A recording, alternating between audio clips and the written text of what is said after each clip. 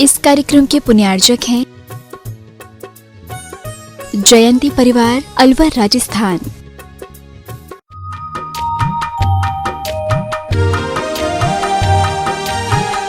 मुनिवर श्री अरह सागर जी महाराज की जय। बंधुओं, आप सभी का मैं गुणायतन शाश्वत तीर्थराज सम्मेद शिखर से हृदय से स्वागत करता हूं। हम सबको इंतजार है पूज्य गुरुदेव के मांगलिक प्रवचनों का। जैसा कि आपको विदित है, प्रतिदिन लोग गुणायतन से जुड़ रहे हैं और अपने जीवन की उस अनमोल निधि को लगा रहे हैं, अपने जीवन की चंचला लक्ष्मी का सदुपयोग करके साथ से पुण्य कार्जन कर रहे हैं। जिन श्रावक शिष्यों ने गुणायतन से जुड़ने का सौभाग्य प्राप्त किया है, ऐसे श्रावक शिष्यों के नामों की उद्घोषणा कर रहा हूं। श्री मूलचंद जी छावड़ा जी के जन्मदिन के अवसर पर श्रीमती बिमला छावड़ा, श्री अभिषेक, रुचि जी, अन्मेष एंड बेबी, आराध्या, आराधना, शैलेश दोषी, रश्मि, चंदेश, रावका, जयपुर से सा परिवार सूत्रधार के रूप में जिन्होंने जुड़ने का सौभाग्य प्राप्त किया है। रायपुर से श्री रोहन जैन, श्री आजाद कुमार जैन सा परिवार निर्माण सारथी के रूप में जुड़े हैं। सांभवी गुप्ता, श्री राकेश कुमार गुप्ता यदि हमारे बीच हों तो वो अपने स्थान में खड़े होकर गुरुदेव आशीर्वाद प्राप्त करें। लाडू लाल, अशोक कुमार जी, सुरेश जी, नरेश जी, संजय जी, महेंद्र कुमार पाटौदी सा परिवार जोरदार करतल ध्वनि से अभिनंदन करते हैं। निर्माण मित्र के रूप में जिन्होंने जुड़ने का सौभाग्य प्राप्त किया, इंदौर से गौरव जैन, चेतन कुमार जैन, मुंबई से श्री गौरव जैन, श्री महेंद्र कुमार जैन, न्यू दिल्ली से निर्माण निधि से निर्माण मित्र कैलाश चंद, सुषमा जैन सा परिवार निर्माण निधि की जिन्होंने सदस्यता प्राप्त की है, ऐसे श्रावक श्रेष्ठी दमोह मध्य प्रदेश से श्रीमती अंगूरी बाई जैन, श्री ऋषभ कुमार दमोह सा परिवार, मुंबई से श्रीमती पल्लवी सुनील जैन, दिल्ली से श्रीमती प्रज्ञा जैन, कुमारी आव्या जैन, राजरानी जैन, भिंड से चौधरी सौरभ जैन, श्रीमती अनीता जैन, खुरई से उदयचंद चौधरी, राजेंद्र धर्मेंद्र जिनेन जैन सा परिवार, सातारा से श्रीमती सुरेखा जम्बू कुमार, न्यू दिल्ली से श्रीमती पद्मा जैन, सचिन जैन, कोटा से श्री राकेश कुमार जैन सा परिवार, राकेश कुमार, रमेश कुमार जैन सा परिवार, गुना से धन्य कुमार जैन और न्यू दिल्ली से श्री डीसी जैन, श्रीमती मंजू जैन जिन्होंने सौभाग्य प्राप्त किया। एक बार जोरदार करतल ध्वनि से अभिनंदन कीजिए। साथ ही जो जैसा कि कल भी घोषणा हुई, आज पुनः घोषणा कर रहे हैं, जो आज मुख्य रूप से गुणायतन से तो पहले से ही जुड़े हैं, ऐसे हैदराबाद से स्वर्गीय श्री बाबूलाल जी पहाड़े साहब का पूरा परिवार हमारे बीच में है, जो गुणायतन से विशेष रूप से श्रोमणी संरक्षक के रूप में जुड़ने का सौभाग्य प्राप्त किया है। मैं निवेदन करूंगा श्रीफल भेंट करके आशीर्वाद प्राप्त करेंगे। ऐसे स्वर्गीय श्री बाबूलाल जी पहाड़े साहब, श्रीमती सुशीला देवी जी, पुत्र वधु अशोक जी, अलका जी, सुनील जी, आशा जी, संजय जी, सीमा जी, अविनाश जी, मोनिका जी, अरिहंत, श्रेया, सिद्ध, अद्विता जी, समस्त पहाड़ी परिवार, साथ ही बेटी जमाई भी उपस्थित हैं। श्रेया जी, कौशिक जी, गंगवाल कोलकाता, बेटी जमाई सुरेश जी, सुनीता जी कोलकाता, पवन जी, अनीता जी थौलिया हैदराबाद से आए। सा परिवार गुरुदेव के चरणों में श्रीफल अर्पण करके आशीर्वाद प्राप्त करें। साथ ही हैदराबाद से गुणायतन संस्थापक सदस्य धन्नालाल जी, मांगीलाल जी, कंचन जी, लता जी, राजू जी, विजय, मनीष, आशीष, अभिनंदन, मोहित, यश, मितेश, संयम, दर्पण, विधान, अद्वीक एवं समस्त कासली वाल परिवार वो भी आए, गुरुदेव के चरणों में श्रीफल अर्पण करके आशीर्वाद प्राप्त करें। साथ ही दमोह कुंडलपुर से, कुंडलपुर के आइए जोरदार करतल ध्वनि से अभिनंदन कीजिए ऐसे श्रावक श्रेष्ठी परिवार का हमारे बीच में है। और दमोह से जिन्होंने गुणायतन से जुड़ने का सौभाग्य प्राप्त किया है, ऐसे गुणायतन कुंडलपुर सिद्ध क्षेत्र के अध्यक्ष श्री विनोद, श्री संतोष जी, सुशीला जी सिंघई सा परिवार, श्रीमती सुषमा सिंघई, सुनील संध्या सिंघई, शैलेंद्र सोनाली सिंघई, श्री सावन अमृता सिंघई, सौमिल रुचि सिंघई सा परिवार, ब्रह्मचारी श्रवण भैया, संभव, संकेत, सेजल, आगम, स्वस्ति, तीर्थका, सोहम सिंघई, समस्त सिंघई परिवार यदि हमारे बीच उपस्थित हैं तो आइए निवेदन करूंगा गुरुदेव के चरणों में नमन वंदन करें, आशीष प्राप्त करें।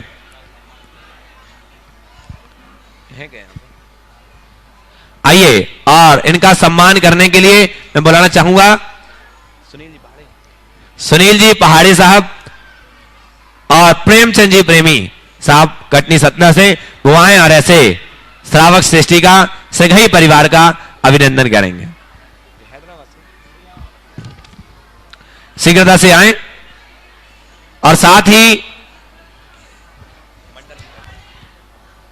निर्माण सारथी में एक और नाम आया था, कोलकाता निवासी सुजानगढ़ प्रवासी श्री लादूलाल, अशोक कुमार, सुरेश कुमार, नरेश कुमार, संजय कुमार, महेंद्र कुमार पाटौदी सा परिवार, और जिन्होंने एक मंडल का पुण्यार्जन प्राप्त किया है, ऐसे श्रावक सृष्टि कोलकाता से रतनलाल जी, अशोक कुमार, ममता जी सेठी, आदित्य, रिधिमा, आकाश सेठी, विकास जी सेठी, विशाल जी सेठी, समस्त सेठी परिवार का जोरदार करतल ध्वनि से सभी दान दाताओं का स्वागत, वंदन, अभिनंदन। और आइए अब मैं निवेदन करूंगा दोनों श्रावक सृष्टि परिवार हमारे बीच में आए और गुरुदेव के चरणों कर कमलों में सासदान का सौभाग्य प्राप्त करें। अभिनंदन जी, श्रीमती बसंती जैन, कमल कुमार जी, बिमला जैन, निशा जैन, मधु जैन सा परिवार भोपाल, आकृति गार्डन मंडी द्वीप भोपाल से हैं। गुरुदेव के चरणों में गुणायतन मंत्री, गुणायतन ट्रस्टी हैं, वो आए गुरुदेव के कर कमलों में सासदान का सौभाग्य प्राप्त करें। और साथ ही आ जाइए थाने मुंबई से अशोक, दीपाली, आकाश, आयुषी, अपूर्वा, आनंद, पिंकी, निशी, मनु जैन सा परिवार वो भी आए और गुरुदेव के कर कमलों में सासदान का सौभाग्य प्राप्त करें शीघ्रता से। महिला को जिनवाणी जग मैया जन्म दुख मेट दो, जय जिनवाणी मैया जन्म दुख मेट दो, समो शरण समैल तुम्हारा गढ़धर जैसे भैया, कुंद कुंद से पुत्र तुम्हारे तीर्थंकर से सैया, जन्म दुख मेट दे। ठाणे से मुंबई से परिवार अशोक कुमार, दीपाली जी सब परिवार सासदान का सौभाग्य प्राप्त करें। सभी अपने स्थान पर बैठे। आइए बंधुओं, अब चलते हैं सीधे सीधे प्रवचन की इस कड़ी से जोड़ते हैं आप सबको और गुरुदेव के चरणों में नमन वंदन करते हैं। गुरुदेव प्रभु तो मौन बैठे हैं, हमारा वास्ता क्या है, गुरुवर आप बतला दो कि मोक्ष का रास्ता क्या है। हे गुरुवर, आपसे निवेदन कि अमृतमयी वाणी से हम सबको कृतार्थ करें। नमोस्तु गुरुदेव, नमोस्तु गुरुदेव। सभी लोग अपने दोनों हाथ जोड़ लें और मेरे साथ महामंत्र के स्मरण के लिए अपना मानस तैयार करें।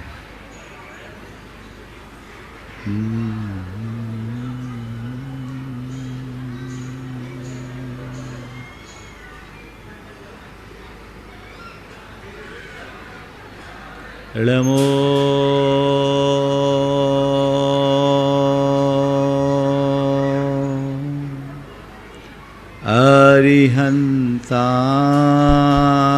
अरिहन्ताणं, नमो अरिहन्ताणं, नमो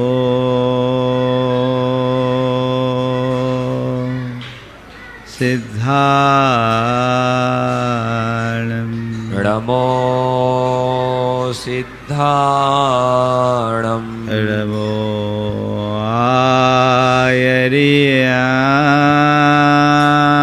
आयर्याणं, नमो आयर्याणं, नमो उवज्झायाणं, नमो वज्झायाणं,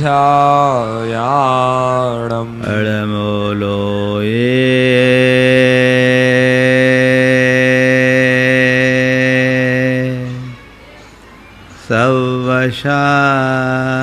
सवशाहुणं, नमो लोये सवसाहुणं, एषो पंचनमोयारो,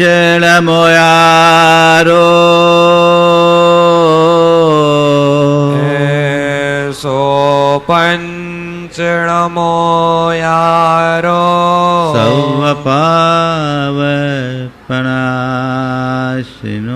सौवपावपणासनो, मङ्गलालिं च सवेसिं, मङ्गलारं च सौवेसिं, पढ़ेमं हो मङ्गलम्, पढ़वं होय मंगलम। जय बोलो देवादिदेव 1008 श्री भगवान महावीर स्वामी की जय हो। अहिंसा परमो धर्म की जय हो। परम पूज आचार्य गुरुवर श्री विद्यासागर जी महाराज की जय हो। बोले परम पूज गुणायतन प्रणेता मुनिवर श्री प्रमाण सागर जी महाराज की, मुनिवर श्री अरह सागर जी महाराज की। हम लोग जब कभी भी जय बोलते हैं ना, तो त्रिवार जय बोलना चाहिए। जय जय जय, समझ गया?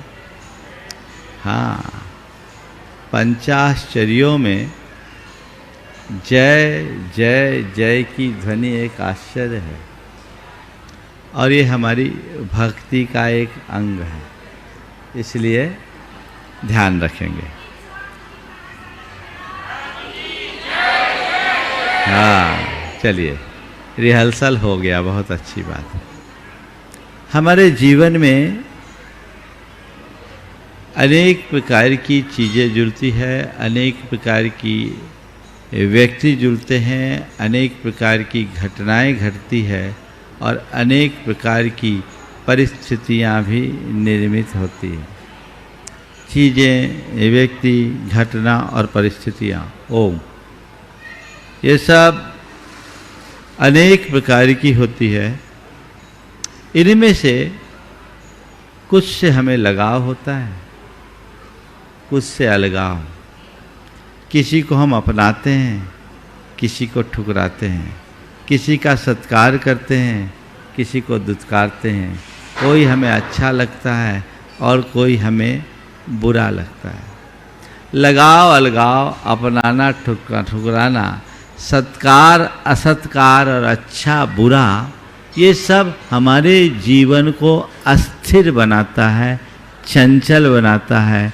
इनके रहते हम कभी स्वस्थ नहीं रह सकते। अपने मन को पलट करके देखें तो 24 घंटे इसी तरह के उतार चढ़ाव हमारे मन में बने रहते हैं, और उस उतार चढ़ाव के परिणाम स्वरूप हमारा चित्त हमेशा अस्थिर, व्यग्र, बेचैन और क्षुब्ध रहता है। आखिर ये सब क्यों? जब हम अध्यात्म की गहराई में उतरते हैं तो पाते हैं कि यथार्थता न तो कुछ अच्छा है न बुरा है, न कुछ अपनाने योग्य है न ठुकराने योग्य है, न किसी से लगाव की बात है न अलगाव की बात है, न कोई सत्कार के योग्य है न सब असत्कार के योग्य है। ये सब हमारे मन का विकल्प है। हम किसी चीज को अच्छा कम मानते हैं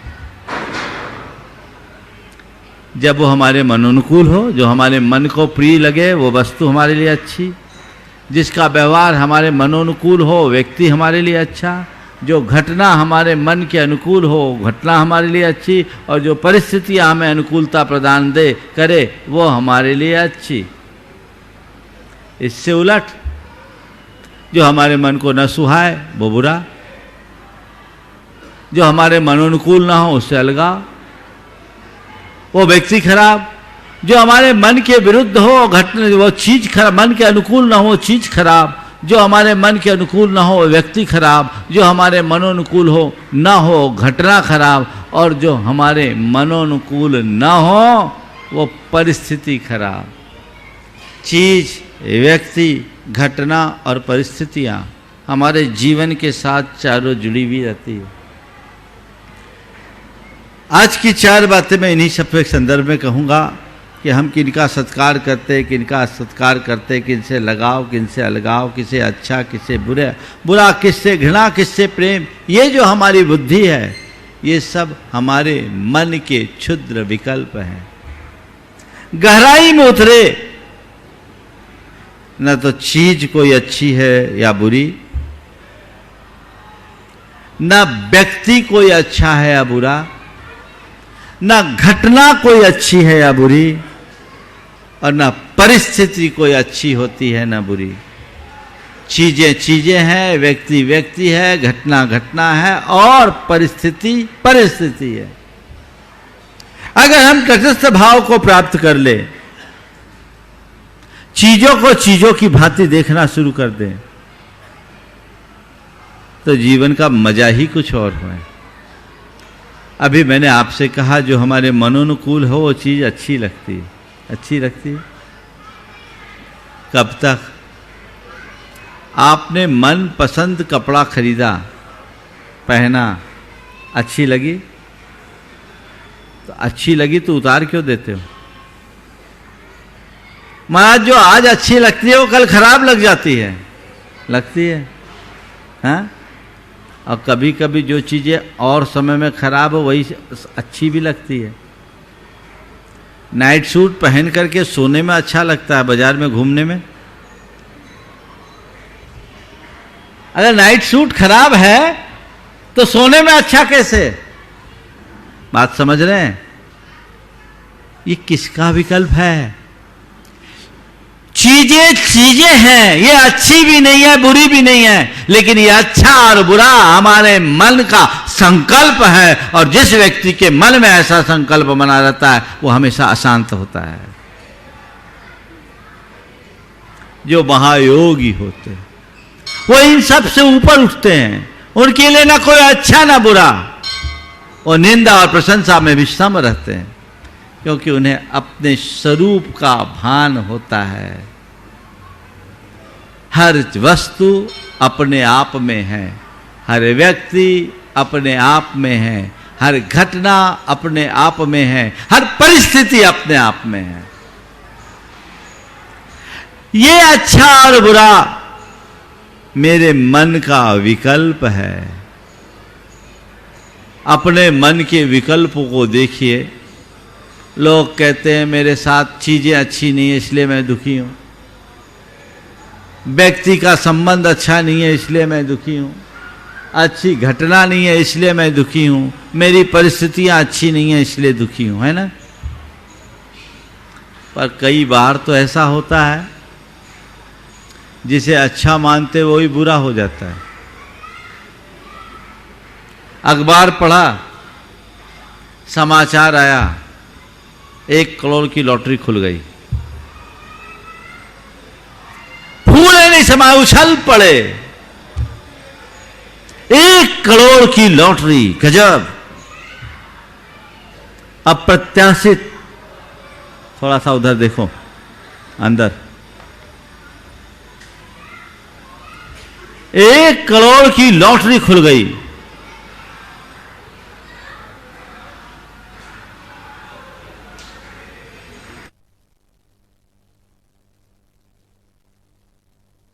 खूब खुशी,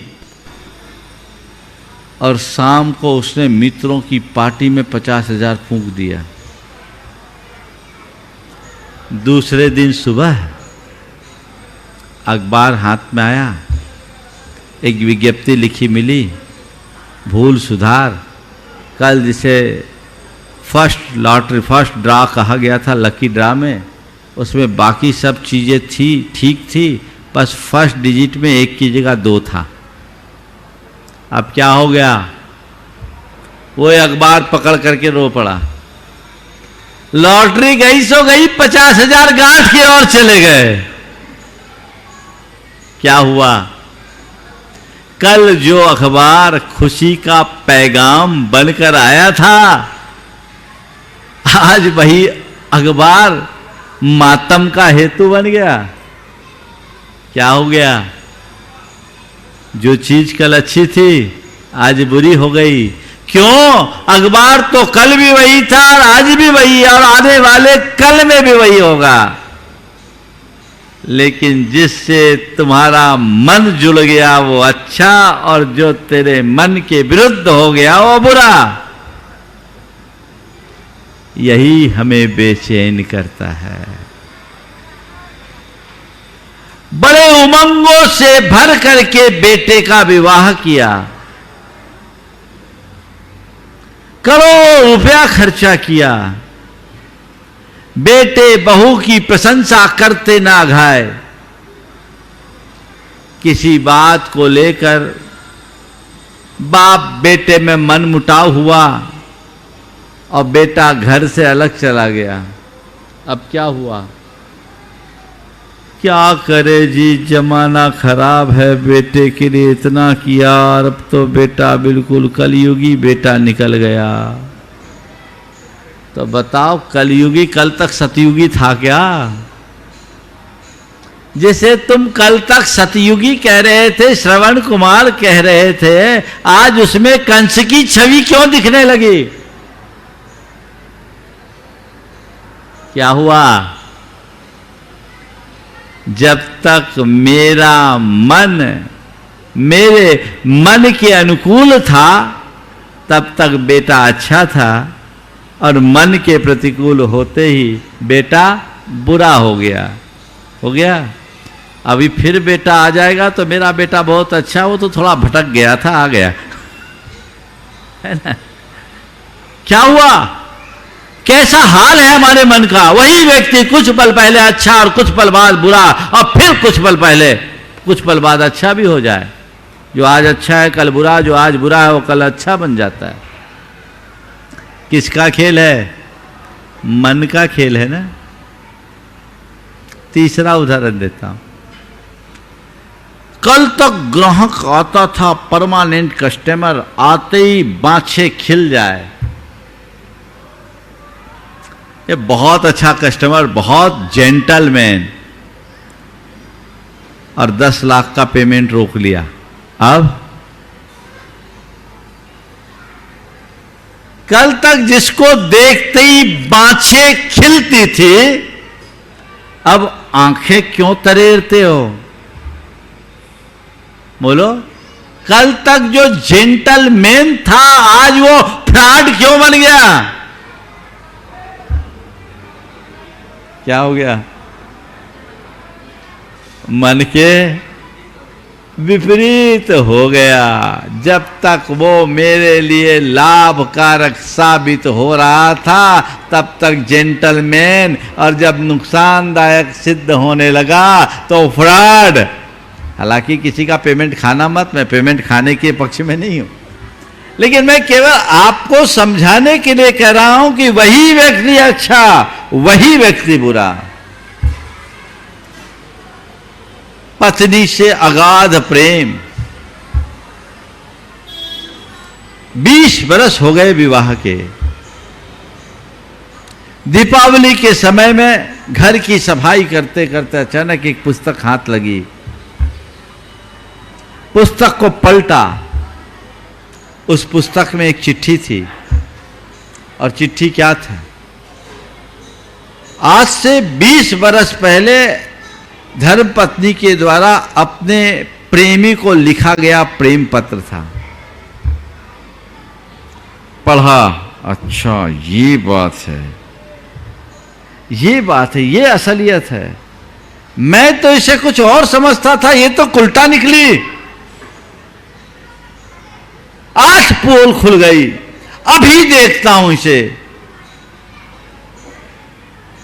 पत्नी वही है, पत्नी का व्यवहार वही है, पर जो अभी तक आंखों का तारा बनी हुई थी, अब आंखों का कांटा बन गई। क्या बन गई? कल तक जो प्राण प्रिया थी, अब वो उल्टा दिखने लगी। अभी कुछ नहीं है, ये 20 साल पुरानी बात है,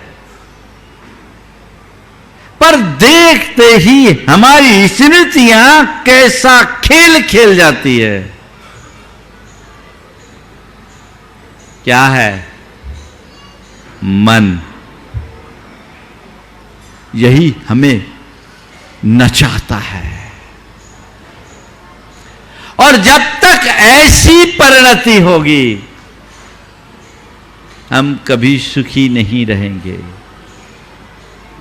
हमारे साथ जुड़े हुए संयोग हमारे अधीन नहीं हैं। मैं ये सोचूं कि सदैव जो कुछ भी घटे वो मेरे मनोनुकूल ही हो, ये संभव नहीं है। हमारे तुम्हारे लिए नहीं, किसी के लिए संभव नहीं है। साक्षात भगवान के लिए भी ये संभव नहीं है। हम भगवानों के चरित्र को पलट कर देखें तो पाते हैं तीर्थंकरों के जीवन में भी बहुत कुछ उल्टा घटा है, और बल्कि उनके साथ जितना उल्टा घटा उतना तो अपने साथ कभी नहीं घटा, ना घटेगा। बोलो, पारसनाथ भगवान जैसा उपसर्ग आज के किसी मुनि पर नहीं है। ये इस युग का एक सकारात्मक पक्ष है।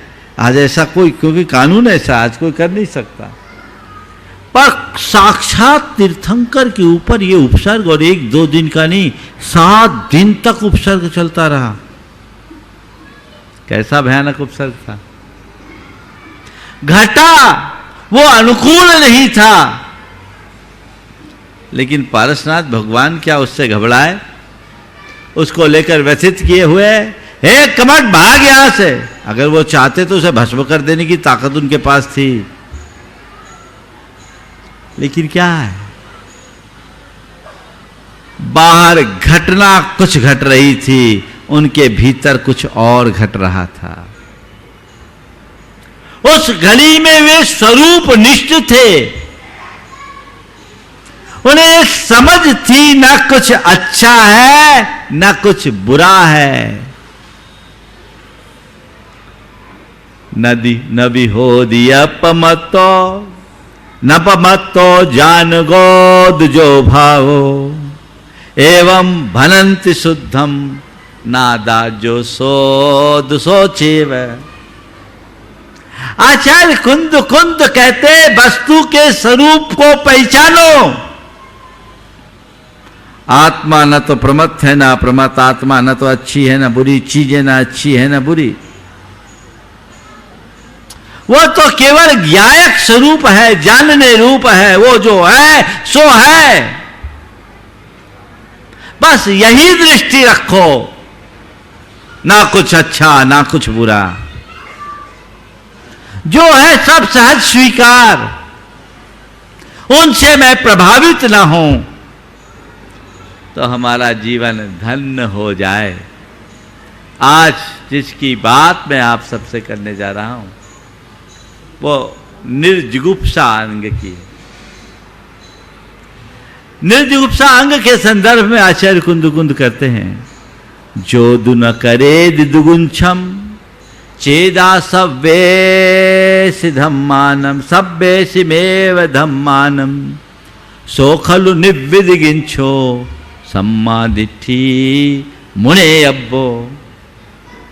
निर्जुगुप्सा अंग का धारी या निर्विचिकित्सा अंग का धारी सम्यक दृष्टि कौन है, तो बहुत हाइट पे जाके कहते हैं, जो दुन करे दिदुगुंछम चेदा सवेशमेव धम्मानम, जो आत्मा सभी धर्मों में जुगुप्सा नहीं करता, यानी किसी से नफरत नहीं करता, किसी से घृणा नहीं करता, किसी को गलत नहीं समझता, किसी को अच्छा नहीं मानता, सो खलु निव्विदिगिंछो सम्मा दिठी मुने अब्बो। सच्चे अर्थों में वही योगी निर्विचिकित्सा अंग का धनी सम्यक दृष्टि है, ऐसा जानना चाहिए। ये परम साम्य की दशा है, जहां सब में समता।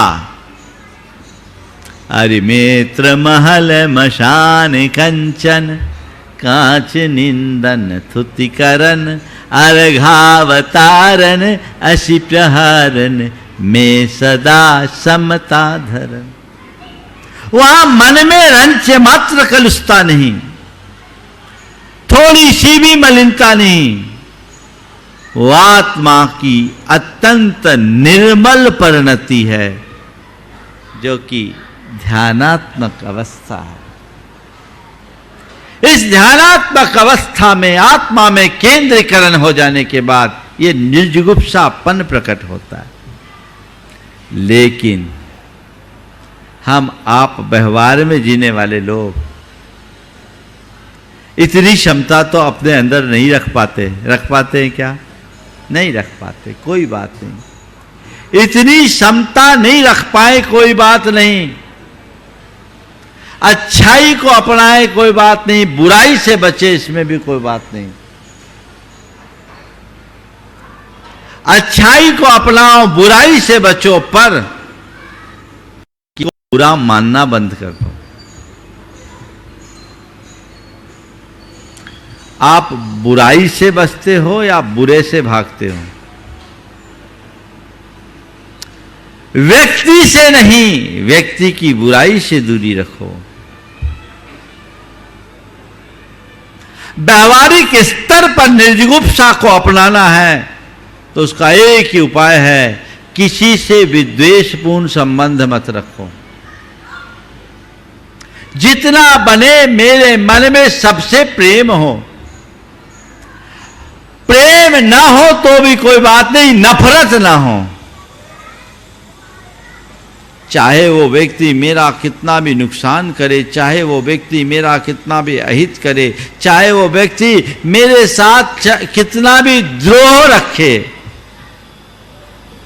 मैं उसके मन में द्वेष नहीं रखूंगा। ये हम कर सकते हैं? कर सकते हैं? मैं आपको ये नहीं बोल रहा हूं जो तुमसे घृणा करे, जो तुम्हारा अहित करे, जो तुम्हारा नुकसान करे, उसको तुम गले लगाओ, नहीं। ठीक है, मैं एक सलाह देता हूं, ऐसे लोगों से सुरक्षित दूरी रखो। सुरक्षित दूरी रखो, इसमें कोई दो सोच नहीं, पर द्वेष मत रखो। उससे सुरक्षित दूरी रखो मतलब बस जितना जरूरी उतना काम से काम, नहीं तो अपना मिल गए तो राम राम, नहीं तो अपने काम से काम, ज्यादा मतलब मत रखो। यथासंभव अपेक्षित सतर्कता और सावधानी भी रखिए। द्वेष क्यों? 20 बरस पहले किसी व्यक्ति ने हमारे साथ कुछ दुर्व्यवहार किया, उसे देखते ही आज भी खून खौल रहा है। ये क्या है? हाँ, ये क्या है? ये 20 बरस पुरानी स्मृति को पालकर हम क्या पा रहे हैं? इससे तो बच सकते हैं, बच सकते कि नहीं? गुरुदेव कहते हैं पाप से नहीं,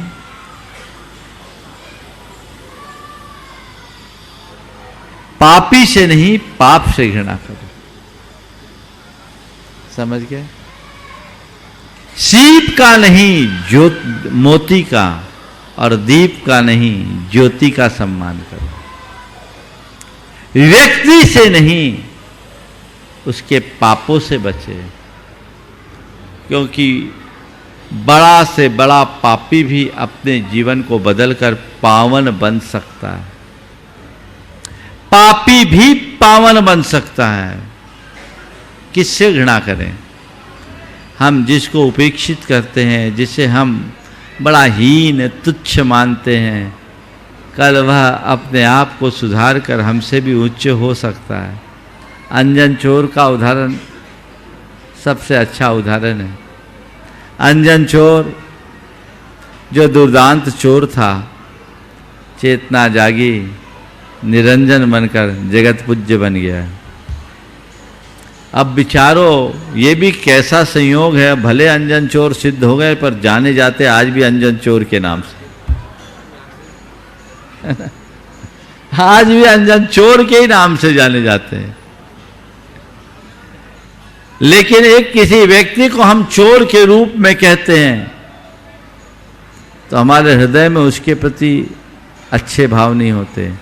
लेकिन जब भी अंजन चोर का नाम आता है, हृदय श्रद्धा से भरता है कि नहीं? बोलो, भरता है।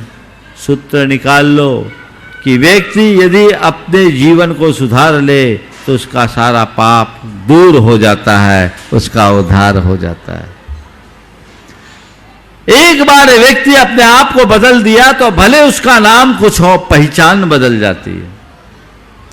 अब आप अंजन चोर को एक चोर के रूप में पहचानते हो या एक आत्म साधक निर्गंथ साधु के रूप में या निरंजन शुद्ध के रूप में? किस रूप में? बस हमें अपनी पहचान बदलनी है और पहचान बदलने के लिए हमें अपना आचरण बदलना है। तो पतित से पतित व्यक्ति भी अपना आचरण बदलकर अपनी पहचान बदल सकता है। इसलिए कुछ भी हो सोचो मत, भटकाव से बचो। कोई गलत है, आज गलत है, कल वो हमसे अच्छा हो सकता है। मैंने एक दिन कहा था, हर संत का एक अतीत होता है और हर अपराधी का एक भविष्य। जो आज एक अपराधी है, कल वो एक संत हो सकता है। और आज तुम जिसे संत के रूप में पूज रहे हो, उसके अतीत में झांको तो वो भी बड़ा अपराधी दिखेगा। किसको देखना है? बुराई से बचूं पर बुरे व्यक्ति से द्वेष न करूं। रामचंद्र जी ने रावण पर आक्रमण किया, लंका पर विजय पाई, पर रावण से द्वेष नहीं रहा। अंत तक उन्होंने उनके साथ सद्भावना पूर्ण व्यवहार किया। बस ऐसी समझ अपने अंदर विकसित होनी चाहिए, और ये हो गई तो जीवन काया पलट। प्रेम रखे या न रखे, द्वेष न रखे, थोड़ा हिसाब लगाना। जिन लोगों के मध्य आप रहते हो, आपका प्रेम पूर्ण संबंध अधिक है या द्वेषपूर्ण? हाँ, हिसाब लगाओगे तो शायद फेल हो जाओगे, शायद फेल हो जाओगे। एक व्यक्ति ने देवता की आराधना की और देवता ने प्रसन्न होकर कहा, एक काम करो, तुम कोई भी 10 आदमी का नाम बता दो जिससे तुम प्रेम करते हो, मैं जितना तुम्हें दूंगा उतना ही इन 10 लोगों को भी दूंगा। जितना तुम्हें दूंगा उतना ही इन 10 लोगों को भी दूंगा। अब 10 आदमी का नाम बताना था, किसका नाम बताऊं? उसने 10 आदमियों का नाम दिया। बोले इन 10 को छोड़कर आपको जिनको देना है दे दो।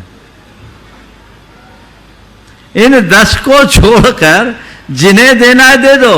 जिनसे प्रेम है उनका नाम याद नहीं आया, लेकिन जिनसे द्वेष है उनका नाम जबान पर रहता है ना एक कमजोरी। और देखो, प्रेम पूर्ण संबंध को बनाने में वर्षों लगते हैं, और द्वेष में एक वाक्य के प्रयोग से पूरा पासा पलट जाता है। अगर तुम्हारी दृष्टि अध्यात्म मूलक हो तो ये बातें कभी हावी नहीं होगी। छोटी छोटी बातों से जो मन में उद्वेग आता है, आप लोग इतने चिंता और तनाव में फंसते हो, उसकी जड़ यही अज्ञान है।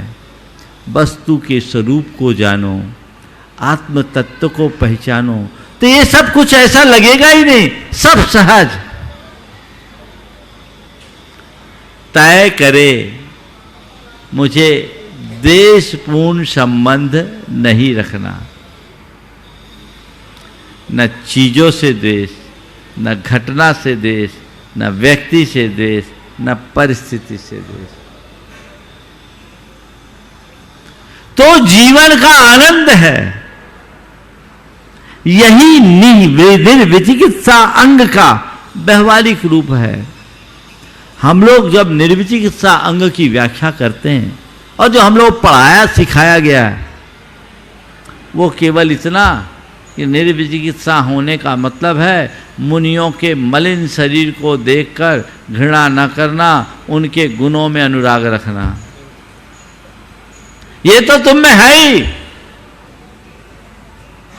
तुम्हें इस उपदेश की जरूरत नहीं है, क्योंकि तुम मुनियों को देखकर नतमस्तक हो जाते हो। इससे आगे बढ़ो, और आगे बढ़ो का मतलब लोगों के दोषों और दुर्बलताओं को देखकर उससे दूर करने का तो प्रयत्न करो, पर उस व्यक्ति से द्वेष मत करो। सद्भाव बना कर रखो। चाहे कोई हो, मुझे किसी से नफरत नहीं करना। नफरत हमारे जीवन की एक बहुत बड़ी दुर्बलता है, जो हमारी सोच को संकीर्ण बना देती। हम कर सकते हैं ऐसा? कर सकते हैं? महाराज जी, बहुत कठिन लगता है। एक बार जिसके प्रति लकीर खिंच जाती है, उससे मन जोड़ने में पसीना आ जाता है। मन जल्दी राजी नहीं होता। यही तो मन की हरकत है। ऐसे चंचल मन को संस्कारित करना ही हमारा सच्चा पुरुषार्थ है। बदलाव लाइए, अपने सोच को बदलिए, चिंतन धारा को बदलिए, ताकि जो छोटी छोटी बातें हमें परेशान करती है, उनसे हम बच सके। पल पल में हलचल होती रहती है ना? इसे रोका जा सकता है। मन में कोई गांठ नहीं रखना। इसके लिए एक अभ्यास है। नित्य प्रतिक्रमण कीजिए। सुबह से सोने तक आज मैंने किसकी निंदा की, किसकी आलोचना की, किससे घृणा किया, किससे द्वेष रखा, किससे ईर्ष्या की, किसको देखकर मेरे मन में जलन हुई, किसको देखकर मेरे मन में कुलन हुई। पहले एक बार उसका हिसाब लगाइए। एक प्रयोग करना शुरू कीजिए आप लोग, अगर आप लोग करना चाहें तो। करना चाहेंगे? आप लोग प्रवचन सुनते तो रोज हो। बहुत लोग बोलते हैं महाराज हम आपको रोज सुनते हैं, बस प्रवचन ही सुनते हैं, हमको नहीं सुनते। लोग प्रवचन सुनते हैं, लोग कहते हैं आपको सुनते तो मुझे हंसी आती है। बोले मुझे सुनने वाले वहां रह ही नहीं सकता, तो आगे बढ़ेगा। प्रवचन सुनते हो, मैं कहता हूं प्रवचन मत सुनो, मुझे सुनो। मुझे सुनने का मतलब जो कहा जाए उसे फॉलो करो। अपने इस दुर्बलता को दूर करने के कुछ उपाय आपको बता रहा हूं। अगर आप उसे अपनाएंगे तो वो आपके व्यक्तित्व में जबरदस्त परिवर्तन घटित करेगा। आप रोज बैठिए, शुरुआत में कागज पेन लेकर बैठिए और देखिए कि आज सुबह से शाम तक मेरा लोगों के साथ जो व्यवहार रहा वो कैसा रहा। किनके साथ मैंने क्रोध किया, किनके साथ मैंने झगड़ा किया, किनकी मैंने बुराई की, किसकी मैंने निंदा की, किसकी आलोचना की, किससे मैंने द्वेष रखा, किससे देखकर मैं जला कुढ़ा ईर्ष्या का भाव रखा। नोट करो, एक साइड में लिख लो और दूसरी तरफ खाली जगह रखो। उस प्रसंग को देखकर थोड़े पल के लिए विचारो, उसके उल्टे जाकर, कि जिस वजह से मैंने क्रोध किया, यदि इसे मैं इस तरीके से सोचता तो क्या क्रोध हो सकता था। मैंने अपनी पत्नी पर क्रोध किया क्योंकि समय पर खाना नहीं दिया। ठीक है, समय पर खाना नहीं दिया इसके लिए तो मैंने क्रोध किया, पर समय पर खाना क्यों नहीं दे सकी, मैंने इसका विचार क्यों नहीं किया। अरे बच्चा बीमार था, वो उसकी परिचर्या में लग गई थी, रो रही थी, इसलिए वो मुझे खाना देने में लेट कर गई। गलती हो गई, मुझे उससे सॉरी कहना चाहिए। वो मेरा कितना ख्याल रखती है, फिर भी मैंने उसको इतनी झड़क लगा दी, उसे बहुत तकलीफ हो रही होगी। चलो अभी मैं उसको जाकर सॉरी कहता हूँ। कह सकते हो ऐसा? ऐसा हो सकता है कि नहीं? तुमने तो एक तरफा चार्ज लगा दिया। ऐसा क्यों नहीं हुआ? और अपनी मानसिकता के अनुकूल अपनी धारणा बनाकर जो आरोप लगाना था वो लगा दिया, जैसा बोलना था वो बोल दिया, झिड़क दिया, या ये सब नहीं कर पाए तो अपने मन में जैसी धारणा बनानी थी बना ली। और धारणा ही नहीं बनाई, गांठ बांध के रख ली। अगर ये तटस्थ होकर के सोचोगे तो परिवर्तन आएगा, एक चमत्कारिक परिवर्तन आएगा। एक एक चीज देखोगे तुरंत मन में आएगा उससे मुझे क्षमा मांगना चाहिए, और अगर सामने उपस्थित है तो जाके क्षमा मांगो, और दूर है तो मोबाइल से एक फ़ोन करो, भाई गलती हो गई, आज मुझे बड़ा पश्चाताप है, मैंने आपके साथ ऐसा किया, 4 लोगों के सामने आपकी इंसल्ट कर दी, मुझे नहीं करना चाहिए था, माफ़ करो, मैं आगे ध्यान रखूँगा। और उसी क्षण मन में संकल्प लो, आज के बाद ऐसी सिचुएशन होगी तो मैं कोई नेगेटिव रिएक्शन नहीं करूँगा, कोई नकारात्मक प्रतिक्रिया नहीं दूंगा। जीवन में सुधार की शुरुआत ना हो तो मुझसे बोलना। बहुत अच्छा प्रयोग है ये, करके देखिए। ध्यान रखना, ये जितनी भी विकृतियां हैं मनोविकृति है, ये एक दिन में जाने वाली नहीं। ये जन्मांतरों के संस्कार हैं, उनके लिए आपको सजग रहना होगा, सचेत रहना होगा। बस कुछ मत करिए, 15 दिन आप ऐसा करना शुरू कर दीजिए, आप पाएंगे ये जो मैं कर रहा हूं ना सब फालतू में कर रहा हूं, फालतू में कर रहा हूं, ये निरर्थक है। आपके स्वभाव में परिवर्तन आएगा, आपके चिंतन में परिवर्तन आएगा, तब आप व्यवहारिक स्तर पर निर्विचिकित्सा अंग के धारी हो पाओगे। इसे अपनाइए। परम समता ना हो कोई बात नहीं, पर मन में उद्विग्नता तो ना हो। हम शांत ना हो सके तो कोई बात नहीं, क्षुब्ध तो ना हो। यह अभ्यास तो बनाया जा सकता है, ये कीजिए। और इसके साथ साथ भावना योग कीजिए, बदलाव आएगा। ये भी एक भावना योग का ही एक पार्ट है। लिखिए, लिखकर देखिए, और फिर उसको कंक्लूड करके उससे विधायक कोई वाक्य रख लीजिए। अगर कोई व्यक्ति बात बात में नकारात्मक प्रतिक्रियाएं देने का आदी हो गया, वो एक बार बार दोहराए मुझे सकारात्मक रहना है। कोई व्यक्ति बहुत हड़बड़ी में निर्णय देता है, जल्दी प्रतिक्रियाएं करता है, वो कहे नहीं मुझे धीरज रखना है, मुझे सोचकर बोलना है। ये बात अपने मन में बैठा लीजिए, और मन में ऐसी कोड आ जाएगी, ऐसी कोडिंग आप अपने मन को दे देंगे, तो जब कभी हो मन में आ रहा अंदर से आवाज आएगी, अरे मुझे सोच के बोलना है, मुझे धीरज रहना है, मुझे सकारात्मक रहना है। ये ब्रेक लगाएगा, और इस ब्रेक से तुम्हारे जीवन व्यवहार में आमूल चूल परिवर्तन आ जाएगा। प्रेम पूर्ण भाव रखोगे, देश कभी होगा ही नहीं। पति पत्नी दोनों बैठे थे, पत्नी ने कहा कि नया साल आने वाला है, मैं ये डायरी आपको देती हूँ और ये डायरी मैं रखती हूँ। हम लोग बड़ी खटपट होती है, आज से हम लोग लिखेंगे, आपकी गलती को मैं लिखूंगी, मेरी गलती को आप लिखना। अगले 31 दिसंबर को हम लोग देखेंगे कौन कितना गड़बड़ करता है। ठीक है, पति ने स्वीकार लिया। साल बीता, 31 दिसंबर की बात आई, पत्नी ने कहा डायरी बताओ, तो पति ने कहा कि ठीक है तुम पहले अपनी डायरी दो। पत्नी ने डायरी दी, हर पन्ना शिकायतों से भरा, हर पन्ना शिकायतों से भरा। अब पति से कहा कि आप भी मेरी डायरी दो। पति ने सब पन्नों को सहजता से भरा। आपने मेरे साथ ये नहीं किया, आपने मुझे अच्छी ज्वेलरी नहीं दिखाई, आप मुझे घूमने नहीं ले गए, आप मुझे शॉपिंग मॉल में नहीं ले गए, आपने मेरे कपड़े नहीं ले गए, आप मेरे पेरेंट्स से अच्छा व्यवहार नहीं, सब पता नहीं जो जो चीज़ें थी। अब पति ने जब डायरी दी तो देखा पूरा डायरी खाली। पत्नी पन्ना पलट रही, कुछ नहीं लिखा। आखिरी 31 दिसंबर के पन्ने पर लिखा था, मेरे मन में तुम्हारे प्रति इतना अधिक प्रेम है कि कुछ कमी दिखी ही नहीं, तो क्या लिखूं।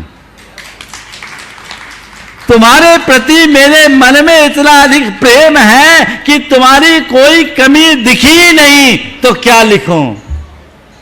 बस जिसकी ये परिणति हो गई, समझ लेना वो निर्विचिकित्सा का धनी हो गया।